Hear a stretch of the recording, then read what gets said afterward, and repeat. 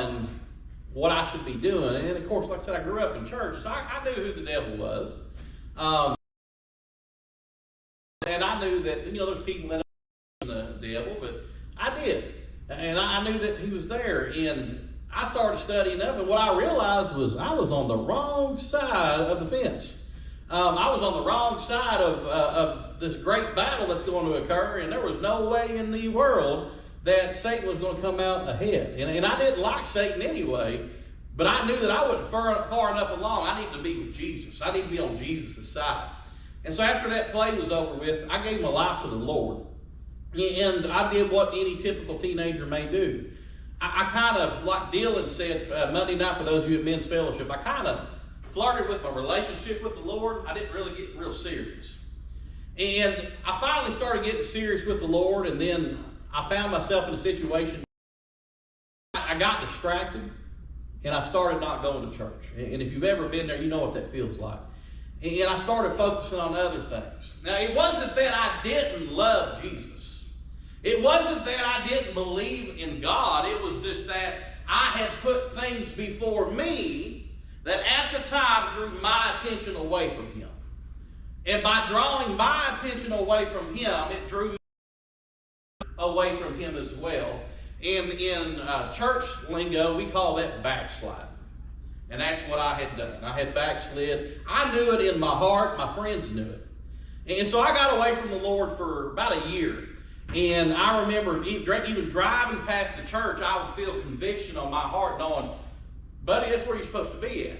It's Sunday morning. You should be there. Sunday night. We had church Sunday morning, Sunday night, Wednesday night. And when I was really into church there, when I was first got saved, I wanted to be there every time the doors were open.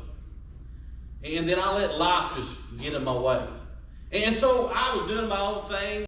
I had made friends, and wasn't real bad friends. Just friends that probably could have made better choices. And I remember sitting there, and one day I ran into a group of my church friends. And I hadn't even paid attention what day it was.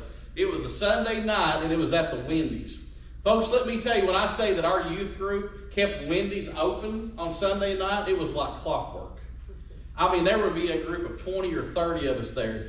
And I walked in, and I was talking to a girl. Seemed like that was always my problem. And here was my group, and I had a choice to make. And I knew I had a choice to make.